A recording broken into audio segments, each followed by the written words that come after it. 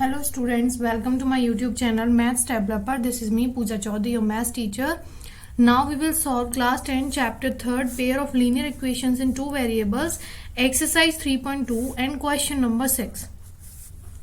Given the linear equations 2x plus 3y minus 8 is equals to 0, write another linear equation in two variables such that the geometrical representation of the pair so formed is first one is intersecting lines, second one is parallel lines and third one is coincident lines.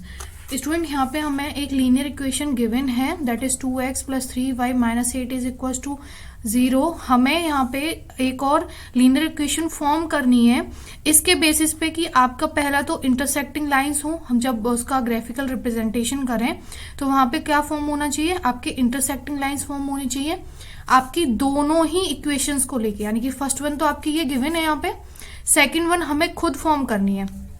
Next आपकी parallel lines के लिए जो condition होती है उसके according आपको linear equation form करनी है. देन कोइंसिडेंट लाइंस के लिए जो कंडीशंस होती हैं उसके अकॉर्डिंग हमें क्या करना है, यहाँ पे एक सेकंड लीनियर इक्वेशन फॉर्म करनी है. तो फर्स्ट वन तो हमें गिवन है. सो पहले फर्स्ट पार्ट देख लेते हैं आपका इंटरसेक्टिंग लाइंस के लिए. First part is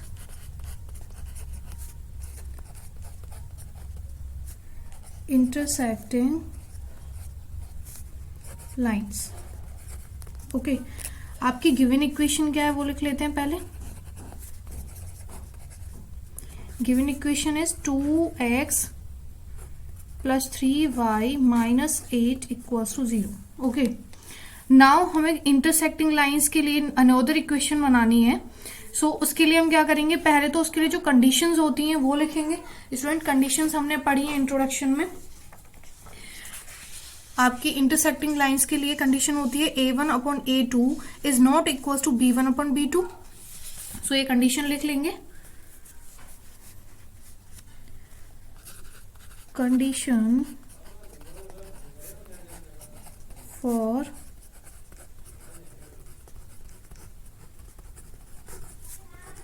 intersecting lines, that is a1 upon a2 is not equals to b1 upon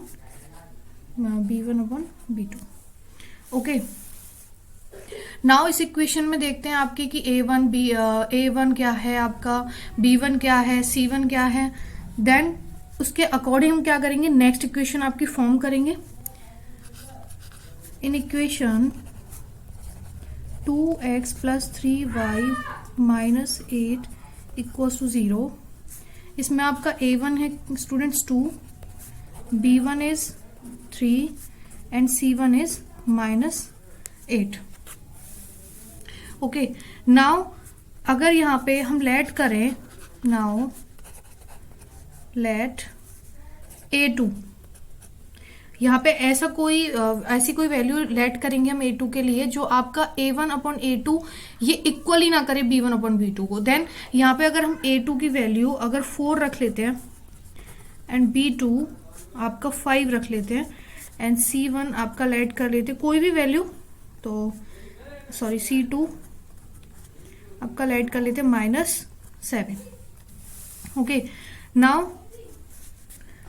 a1 upon a2, a1 is 2, a1 is 2, a2 is 4, ये आपका आएगा 1/4. Now b1 upon b2, b1 है आपका 3 and b2 is 5. Next c1 upon c2, ये हो जाएगा -8 upon -7. Now minus से minus cancel, ये आया आपका 8/7. अब हम देख सकते हैं कि यहाँ पे आपकी जो कंडीशन है वो फॉलो हो रही है कि आपका a1 upon a2 is not equal to b1 upon b2, क्योंकि दोनों ही आपके जो वैल्यूज आए हैं रेशियोज यहाँ पे इक्वल नहीं है आपके दोनों. मीन्स तीनों ही रेशियोज इक्वल नहीं है, लेकिन हम यहाँ पे सिर्फ ये दोनों रेशियोज देखेंगे a1 upon a2 and b1 upon b2. Then ये इक्वल नहीं है, सो इसके लिए हम इक्वेशन लिख देंगे. So another equation will be, आपको लीनियर इक्वेशन फॉर्म करनी है. दैट मीन्स कि आप क्या करोगे, यही वेरिएबल्स यूज करोगे x and y with coefficients 4, 5 and -7. Then ये आपकी हो जाएगी 4x plus 5y minus 7 equals to 0। Okay, so आपकी ये लीनियर इक्वेशन फॉर्म हो गई है। नेक्स्ट देखते हैं। नेक्स्ट बोल रहा है आपका पैरेलल लाइंस के लिए हमें लीनियर इक्वेशन फॉर्म करनी है, कोई सेकंड वाली, यानी कि फर्स्ट आपको गिवन है वही वाली एंड सेकंड आपको फॉर्म करनी है। सो ये भी करके देखते हैं। Now second is parallel lines. पहले आपकी गिवन इक्वेशन लिख लेते हैं। यहाँ पे गिवन इक्वेशन थी आपकी 2x plus 3y minus 8 equals to 0। Now यहाँ पे आपका a1 गिवन है 2, b1 गिवन है 3 एंड c1 गिवन है minus 8। Now students, parallel lines के लिए आपकी क्या कंडीशन होती है, ये भी हमने इंट्रोडक्शन में पढ़ा था।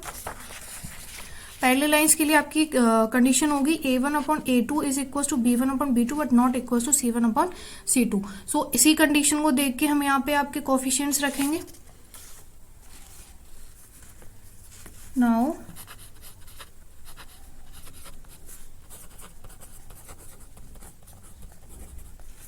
Condition for parallel lines a1 upon a2 is equals to b1 upon b2 but not equals to c1 upon c2।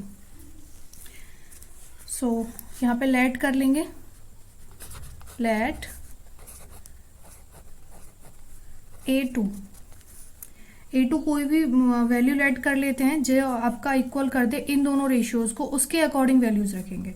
सो यहाँ पे हमने a2 रख लिया 4 एंड b2 यहाँ पे हमने मान लिया 6 एंड c2 हम मान लेते हैं यहाँ पे again minus 7। Okay, now in values को इस कंडीशन के अकॉर्डिंग रख के देखेंगे। a1 अपॉन a2 यानी कि a1 is 2 and a2 is 4। सो ये आपका आया 1 upon 2। Now b1 upon b2, b1 is 3 and b2 is 6, ये भी आपका आ गया 1 upon 2। Now c1 upon c2, c1 is minus 8 and c2 is minus 7, यह आपका आया 8 अपॉन 7। ओके, सो स्टूडेंट यहाँ पे कंडीशन हमारी फॉलो हो गई है कि हमें a1 upon a2 is equal to b1 upon b2 not equal to c1 upon c2 चाहिए था, यानी कि आपके ये दोनों रेशियोज इक्वल आ गए हैं और c1 अपॉन c2 के अनइक्वल आ गए। सो दैट मीन्स ये आपकी कंडीशन यहाँ पे हो गई है फॉलो। यहाँ पे हम क्या करेंगे, अब उस इक्वेशन को लिख देंगे जो से बनेगी। Hence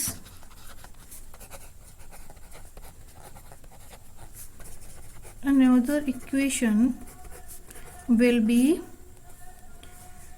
4। यहाँ पे कोफिशिएंट्स ले लेंगे आपके जो भी कोफिशिएंट्स हमने रखे थे एंड वेरिएबल्स तो आपके वही x एंड y रहेंगे। So 4x plus 6y minus 7 equals to 0। ये होगी आपकी second linear equation for parallel lines. Now third क्या बोल रहा है, थर्ड में बोला है for coincident lines. Now condition देखते हैं कोइंसिडेंट लाइंस के लिए क्या होती है। Third is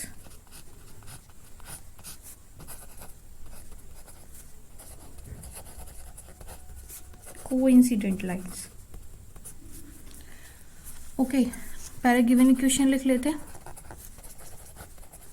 given equation is 2x plus 3y minus 8 equals to 0। Now आपके कोफिशिएंट्स क्या गिवन है, a1 is 2, b1 is 3 and c1 is minus 8। Now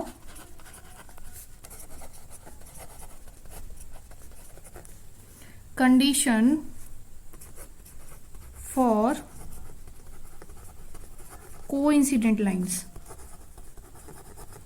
इसके लिए कंडीशन क्या होती है स्टूडेंट्स, ये इंट्रोडक्शन में पढ़ा था हमने। कोइंसिडेंट लाइंस के लिए आपकी कंडीशन होती है a1 upon a2 is equal to b1 upon b2 is equal to c1 upon c2। यहाँ की मीन्स आप ये बोल सकते हो कि आपके ये तीनों रेशियो जो है यहाँ पे इक्वल होने चाहिए। इक्वल के लिए ये लिख लेंगे a1 upon a2 is equal to b1 upon b2 is equal to c1 upon c2। Now इसके रेशियोज के अकॉर्डिंग ही हम क्या करेंगे, यहाँ पे वैल्यूज लेट करेंगे फॉर सेकेंड इक्वेशन। तो A2 हम लेट कर लेते हैं यहाँ पे 4, B2 लेट कर लेते हैं 6 अगेन, एंड C2 यहाँ पे लेट कर लेते हैं -16। ओके, नाउ इन वैल्यूज को आपका इसमें कंडीशन के अंदर रख के देखेंगे कि कंडीशन को फॉलो कर रहे हैं या नहीं। सो A1 upon A2, A1 is 2, A2 is 4, ये आपका आएगा 1/2। Now B1 upon B2, B1 is 3 and B2 is 6, ये भी आपका क्या आया 1/2। Now C1 upon C2, C1 is -8 and C2 हमने माना है यहाँ पे -16, माइनस से माइनस कैंसिल, ये भी आपका क्या आ गया 1/2। यानी कि यहाँ पे हमारे तीनों रेशियोज जो है वो इक्वल हो गए। हमने यहाँ पे कंडीशन जो है वो फॉलो कर लिए for coincident lines. Now equation लिख देंगे, हैंस